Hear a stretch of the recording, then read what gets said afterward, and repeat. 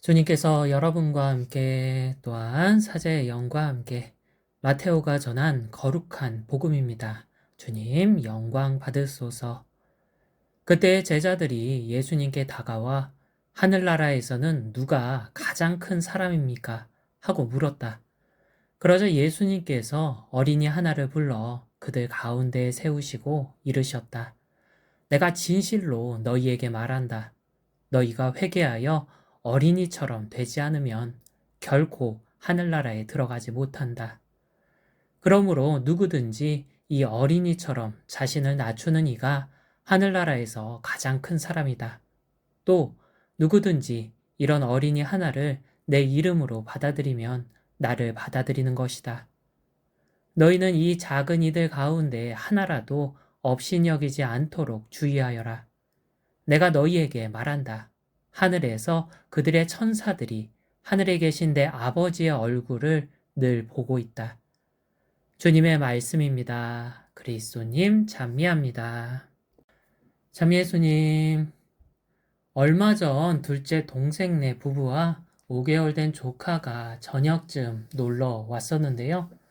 직접 음식을 대접하면 좋았겠지만 그럴 수가 없어서 외부 식당으로 이동했습니다. 차를 타고 나가 제물포역 근처 삼계탕집으로 갔는데요. 막상 식사를 하려니 문제가 조금 있었습니다. 뭐가 문제였을까요? 5개월 된 조카가 문제였죠. 조카가 아직 몸을 가누지 못해 의자에 앉혀놓을 수가 없었거든요. 그래서 한 사람은 조카를 안고 있어야만 했습니다. 결국 한 사람씩 돌아가며 조카를 안고 식사를 해야만 했는데요. 이게 쉽지 않았죠. 어찌저찌 식사를 한 뒤 차를 타고 사제관으로 돌아가는데 차 안에서 조카가 울기 시작했습니다. 왜 울었을까요? 다시 안아달라고 울었죠. 식사할 때까지만 해도 안아줬거든요. 그러나 안아줄 수가 없었습니다. 안전상 의무로 카시트에 앉혀 벨트를 매야만 했거든요. 그러나 어린 조카가 그 사실을 알 리가 없었고 다시 안아달라고 무작정 울어댔습니다. 정말 목이 터져라 우는데 엄마가 아무리 달래도 소용이 없었죠. 제가 동생에게 조카가 언제까지 우냐고 물었습니다. 그러니 동생이 말했죠. 다시 안아줄 때까지. 그 말을 듣고 문득 이런 생각이 들었습니다. 나도 이 아이와 같아야겠구나. 아이가 엄마 품을 그리워하며 다시 안아줄 때까지 우는 것처럼 나도 주님 품을 그리워하며 다시 안아줄 때까지 기도해야 하거든요. 오늘 제자들이 예수님께 묻습니다. 하늘나라에서는 누가 가장 큰 사람입니까? 왜 이런 질문을 했을까요? 하늘나라의 높은 자리에 앉아 세상 권력과 재물을 한껏 누리길 바랬기 때문이죠. 그러자 예수님께서 말씀하십니다. 너희가 회개하여 어린이처럼 되지 않으면 결코 하늘나라에 들어가지 못한다. 하늘나라의 높은 사람이 되기 이전에 그곳에 들어가는 것부터 걱정해야 함을 알려주시죠. 그리고 그곳에 들어가기 위해선 어린이처럼 되어야만 한다고 말씀하십니다. 제자들처럼 세상의 권력과 재물을 바랄 것이 아니라 어린 아이가 바라는 것을 갈망해야 한다고 말씀하신 거죠. 그렇다면 어린아이가 무엇을 바랄까요? 부모의 품에 안기길 바라죠. 어린아이는 부모의 품에 안겨 부모와 하나 되길 바랍니다. 그 하나됨으로 무엇과도 바꿀 수 없는 큰 기쁨과 평화를 누리기 때문인데요. 이와 마찬가지로 나도 주님 품에 안겨 주님과 하나됨을 바라야만 합니다. 그것이 바로 내가 그토록 들어가길 바라는 하느님 나라의 본질이거든요. 하느님 나라는 장소적인 개념이 아닙니다. 관계적인 개념이죠. 주님의 품에 안겨 주님과 하나 되는 관계, 그것이 바로 하느님 나라입니다.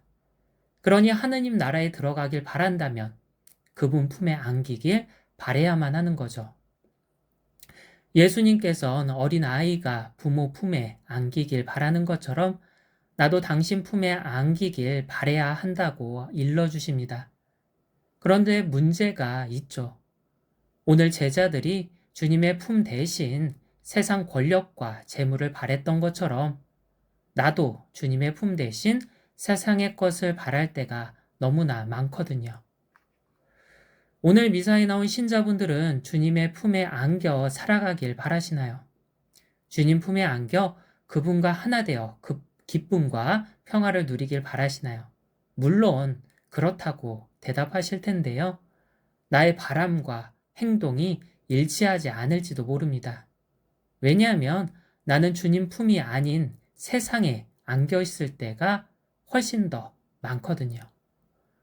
내가 드라마를 볼 때에는 드라마에 안겨 있는 것이고, 내가 술잔을 기울일 때는 술잔에 안겨 있는 것이며, 내가 유튜브 동영상을 볼 때에는 유튜브에 안겨 있는 것이죠. 그렇게 내가 주님이 아닌 것에 안겨 기쁨과 평화를 누릴 때가 많습니다.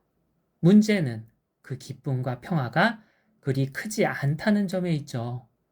기쁘지 않은 건 아닌데 크게 기쁘지 않아요. 그래서 세상 이곳 저곳을 기웃거립니다. 내가 바라는 참 기쁨을 찾기 위해서. 왜 그럴까요? 내가 잃어버린 주님의 품이 아니기 때문입니다.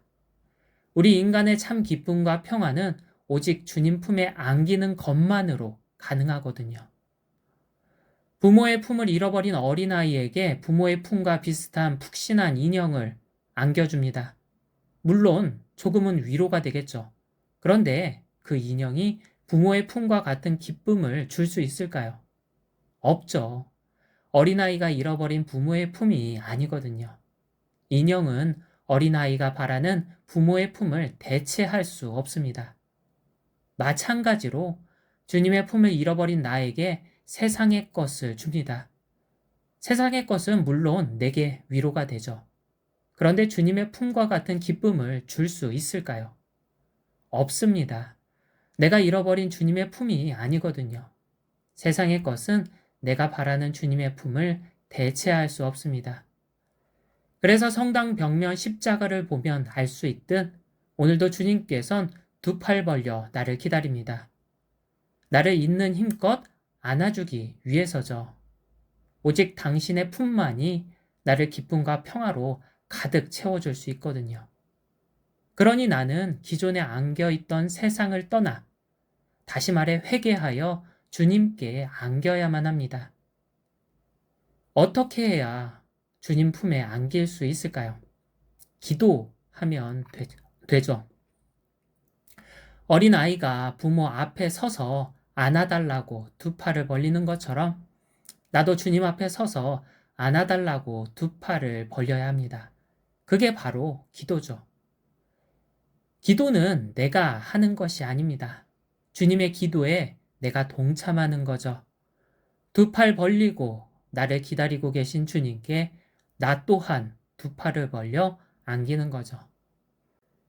큰 기쁨을 찾아 세상 이곳저곳을 기웃거리고 있다면 확인해야 합니다. 부모 품에 안긴 어린아이처럼 주님의 품에 안겨 있는지, 혹시 주님이 아닌 세상의 것에 안겨 있지는 않은지. 세상의 것은 내가 바라는 큰 기쁨과 평화를 주지 못합니다. 내가 잃어버린 게 아니거든요. 그러니 아이가 부모 품에 안기기 위해 있는 힘을 다해 오는 것처럼 나 또한 주님 품에 안기기 위해 있는 힘을 다해 기도하면 좋겠습니다. 주님께서 나를 안아주기 위해 지금 이 순간에도 두 팔을 벌려 기다리고 계시거든요. 그러니 세상에서 돌아서 두 팔 벌려 주님께 돌아가면 좋겠습니다. 주님께서는 세상의 것에 안겨 기쁨을 누리는 내게 말씀하십니다. 너희가 회개하여 어린이처럼 되지 않으면 결코 하늘나라에 들어가지 못한다. 아멘.